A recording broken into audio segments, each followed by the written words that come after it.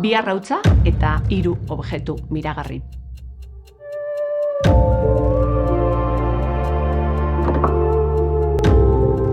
Ala bazan edo ez bazan, entzun dadila naiz irratian. Mari eta Peru, anai-arrebak amarekin bizi ziren. Alargundu zenetik ama herriko familia aberatsenaren etxean lanean hasi behar izan zuen. Eta guztiak hantxe, etxe hartan bizi ziren. Egun batean, Mari eta Peru eskolatik bueltan kabi batekin topo egin zuten. Eta bertan, 2 arrautza zeuden kabi hartan.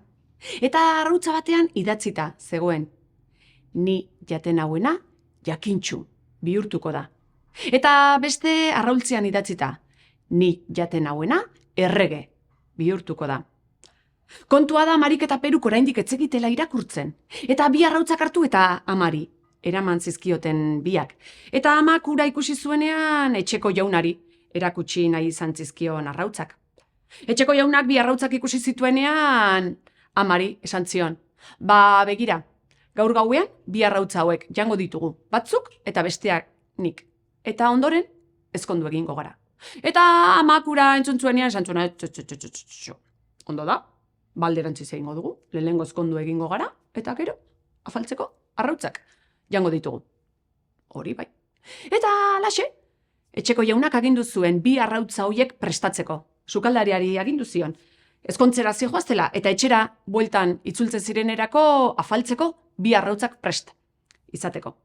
Eta alaxe egin zuen sukaldariak, joan ziren jauna eta ama elkarrekin ezkontzera eta antxe gelditu ziren Mari eta Periko etxean, bakarrik. Eta sukaldera sartu talako batean 2 arrautzak prestatuta ikusi zituztenean, esan zuen Marik, begira, gure arrautzak dira hauek, ezta? Jango ditugu. Eta hala, Marik jakintxuaren arrautza jantzuen, eta Peruk erregearen arrautza. Biek jakin barik zer egiten ari ziren. Eta hala, ama eta etxeko jauna etxera ezkonduta itzuli zirenean, eta jaunak ikusi zuenean arrautzak falta zirela, izugarrizko amorrazioa sentitu zuen. Eta haserre bizian, Mari eta Peru biak etxetik bialdu zituen. Eta halaxe, gelditu ziren kale gorrian, biak ala biak. Eta pentsatu zuten hiriburura joatea izango zela onena. Han, bizimodua nolabait aurrera ateratzen zuten edo. Eta halaxe zihoazten basoan aurrera. Halako batean, 3 gizon ikusi zituztenean elkarrekin eztabaidan. Eta gerturatu ziren eta Marik galdetu ziren, baina jakin daiteke zergatik zaudeten eztabaidan. Eta orduan gizonetako batek esan zion, begira, 3 objektu ditugu hemen eta ez gara elkarrekin ados jartzen. Ea zein objektu norentzat izango den. Eta zer daukazue, ba? Begira, kapela bat daukagu. Kapela hau buruan jarri eta non gogoa, antzangoa, esan ezkero, nahi dugun lekura joateko aukera daukagu. Bigarrena kapa bada.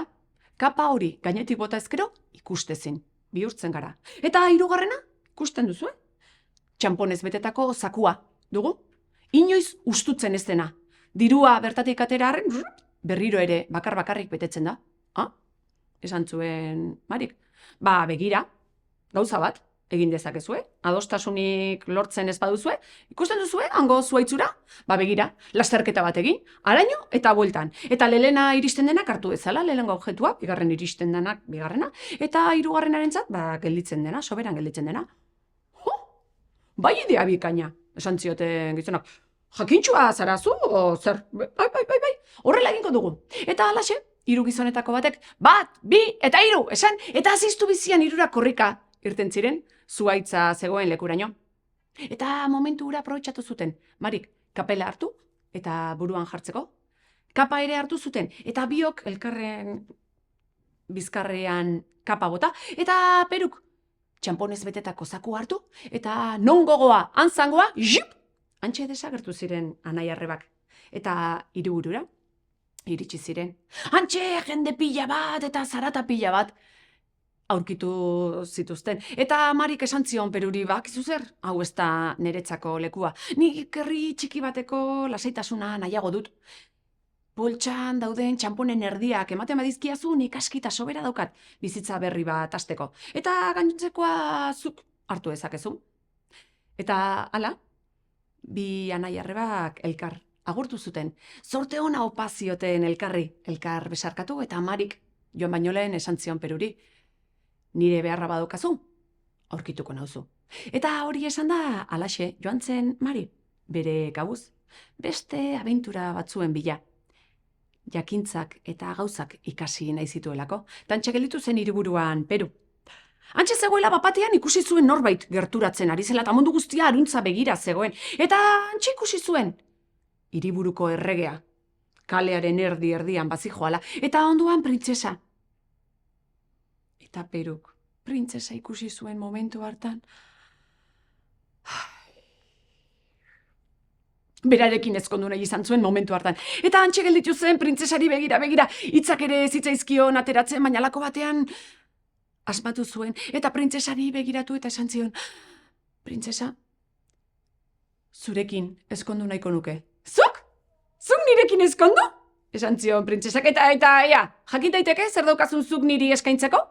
Eta Peruk esan zion, bueno, hasteko diruz betetako poltsa hau. Inoiz ustutzen ez den poltsa da gainera. Abai, eta orduan printzesak poltsa hartu, begiratu, eta erregearen ondoan, antxe, jarraitu zuen bere bidean. Peru, bertan poltsarik gabe utzita. Gaua iritsi zain gelditu zen Peru. Eta gaua iritsi zenean kapela buruan jarri, kapa gainetik bota, eta non gogoa, antzangoa, printzesaren logelan azaldu zen Peru. Baina, jakin daiteke nola sartu zaren ona? Esan zion printzesak. Eta orduan Peruk berriro ere begira gelditu zitzaion printzesari eta begira. Eta hala erakutsi zion printzesari. Kapela buruan jarri. Printzesaran gana gerturatu, bien gainetik kapa ikustezina bota, eta non gogoa, antzangoa, antxe joan ziren biak, mendiaren puntara. Printzesak ezin zuen sinistu momentu hartan gertatu zena. Eta antxe mendiaren puntan gelditu ziren elkarrekin berriketan. Baina Peru neka eginda zegoen egun oso luzea izan zutelako. Eta antxe, ilargiarekin batera, Peru seko gelditu zen bertan. Eta momentu hura aprobetxatu zuen printzesak. Peruri kapela hartu, kapa gainean bota, eta non gogoa, antzangoa, bere logelara itzultzeko. Hurrengo goizean Peru esnatu zenean, aurkitu zuen bere burua bakarrik, eta ez zuen beste erremediorik izan. Pausu bat bestearen atzetik, oinez, hiribururainoko bidea egiteko. Bidean aurrera eta aurrera zijoala herriska txiki batera iritsi zan. Eta herriskara sartzen ari zela entzun zuen, Peru! Eta buelta erdiamun orduko antxe aurkitu zuen. Bere arreba, Mari! Eta alaxe elkarra gurtu zuten, eta Marik bere etxera gonbidatu zuen anaia. Eta antxe bazkaldu zuten elkarrekin, eta Peru gaixuak kontatu zion, Mariri gertatu zitzaion guztia. Lasai, esan zion, lagunduko dizut. Ikusten dituzu gure zelaiko pikuak? Piku magikoak dira. Norbaitek jaten baditu? Bapatian, pikua ahora sartu orduko? Pikondo adarrak ateratzen hasten zaizkio buruan batera eta bestera. Eta adarroiek kentzeko, pikondoaren esnearekin igurtzi ezkero, desagertu egiten dira. Hartu batzuk.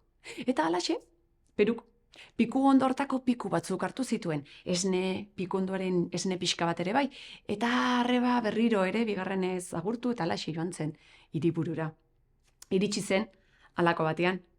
Merkatariz jantzi zen eta merkatura joan zen, eta antxe hasi zen, pikuak saltzen ditut, piku goxo-goxoak zuen eskura.